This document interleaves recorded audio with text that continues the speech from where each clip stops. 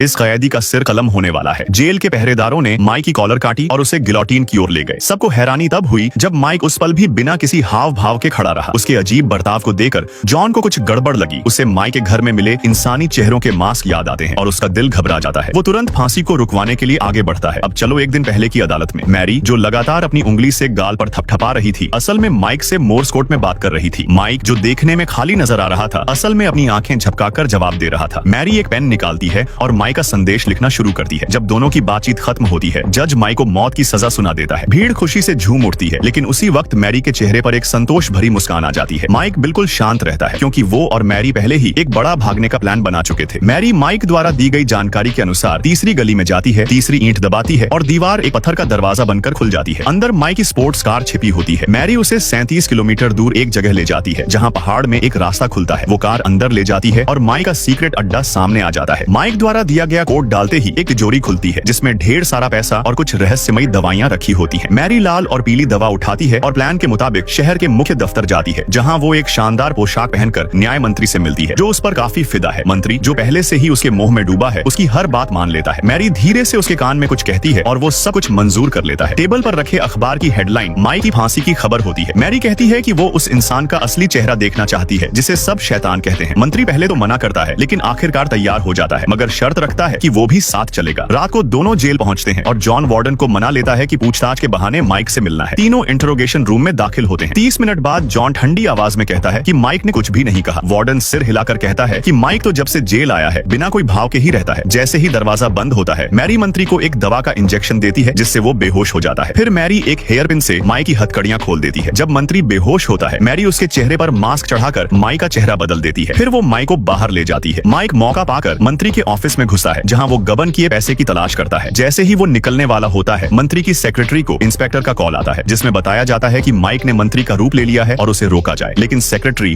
उसे किसी ठगी की कॉल समझकर गुस्से में काट देती है। माइक, जो सब सुन रहा था, जल्दी से वहाँ से भागता है। उस पुलिस वाले के सामने से निकलता है जो उसे पकड़ने आया था। फिर वो बाहर निकलकर मैरी की कार में बैठता है और दोनों वहाँ से निकल जाते हैं। जेल में एक अजीब नियम था। कैदियों के घर से जो भी खाना आता, गार्ड्स उसे छोटे छोटे टुकड़ों में काट देते, यहाँ तक कि साबुन तक को नहीं छोड़ते थे। ये सब इसलिए किया जाता ताकि कोई अंदर हथियार न ला सके और कैदी भाग न सके। लेकिन जैक नाम का एक कैदी था जो भागने में उस्ताद था। उसने चम्मच से फर्श की टाइलें हटाई और वहाँ से पहले से छुपाया हुआ एक छोटा शीशा निकाला। फिर उसने इसे हल्के से तोड़कर एक साफ टुकड़ा अलग किया। बाकी के टुकड़ों को कागज में लपेटकर टॉयलेट में बहा दिया। तभी अचानक गार्ड्स ने कोठरी की तलाशी लेनी शुरू कर दी। जैक ने झट से शीशे का टुकड़ा अपने मुंह में छिपा लिया। गार्ड्स ने सबकी बारी बारी से तलाशी ली। जिनकी तलाशी पूरी हो गई थी, वो दरवाजे के बाहर खड़े थे। अगर तलाशी ऐसे ही चलती रही तो टॉयलेट में फेंका गया कागज पकड़ में आ सकता था। जैक ने जल्दी से दीवार पर लगी फ्लश की चेन खींच दी। फ्लश की आवाज सुनकर गार्ड ने अंदर देखा। जैक ने बताया, मैंने किया। गार्ड बोला, दोबारा ऐसा नहीं होना चाहिए। बाहर से भी फ्लश करने की सुविधा थी, इसलिए वो बच गए। गार्ड्स ने अलमारी देखी, सामान इधर उधर फेंक दिया, बेड, खिड़कियां सब चेक किया। जब कुछ भी नहीं मिला तो गार्ड्स चले गए। लेकिन जैक के लिए तो छोटी छोटी चीजें भी भागने का जरिया बन सकती थी। उसने शीशे के टुकड़े को धागे से टूथब्रश में बांध दिया। अब उसके पास एक सही औजार था। उसने इसे दरवाजे के छोटे छेद से बाहर निकाला और अब वो गार्ड्स की हर हरकत देख सकता था। फिर उसने फोल्डिंग बेड के पैरों को निकाला, हाथ में तौल कर देखा, वजन एकदम सही था। अब ये हथौड़े का काम करेगा। फिर उन्होंने कोने में रखा कार्डबोर्ड हटाया और 5 लकड़ियां उखाड़ दी। नीचे सख्त कंक्रीट था। जैक ने वार करने शुरू कर दिए। आवाज तेज थी। उसके साथी घबरा गए कि कहीं गार्ड्स सुन न ले, लेकिन जैक ने पहले ही सब सोच रखा था। आज सामने वाली कोठरी में टॉयलेट की मरम्मत हो रही थी। अगर आज मौका चूक गया तो दोबारा नहीं मिलेगा। जैसा सोचा था, सब आवाजें आपस में मिल गईं और गार्ड्स को कुछ समझ नहीं आया। थोड़ी देर में फर्श में दरारें आ गईं। जैक के साथी खुश हो गए और मिलकर हथौड़े मारने लगे। कहते हैं, जब सब मिलकर मेहनत करते हैं तो काम जल्दी होता है। 5 कैदियों ने मिलकर छोटा सा छेद बड़ा कर दिया। फिर जैक ने एक कागज जलाकर छेद में डाला। लौ हिलने लगी, मतलब सुरंग में हवा थी, पर ये रास्ता कहाँ जाता था किसी को नहीं पता था। उन्होंने टूटी हुई मिट्टी और कंक्रीट उसी छेद में डाल दी। ये आदमी पूरे 500 सालों तक सोया रहा। जब वो उठा तो दुनिया पूरी तरह तबाह हो चुकी थी। इमारतों को गिरने से रोकने के लिए रस्सियों से बांधा गया था। पुल टूट चुके थे और कभी ठीक नहीं हुए। वो लोगों से पूछने लगा कि क्या हुआ है, लेकिन कुछ बेवकूफों ने उस पर हमला कर दिया। वो बहुत प्यासा था। उसने पानी पीने की कोशिश की,